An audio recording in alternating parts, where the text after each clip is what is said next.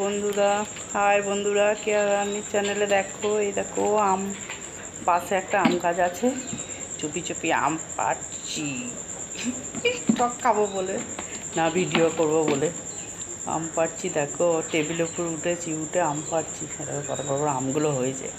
এই দেখ, ভিডিও বানাবো দেখো, এবার কামড় দেবো।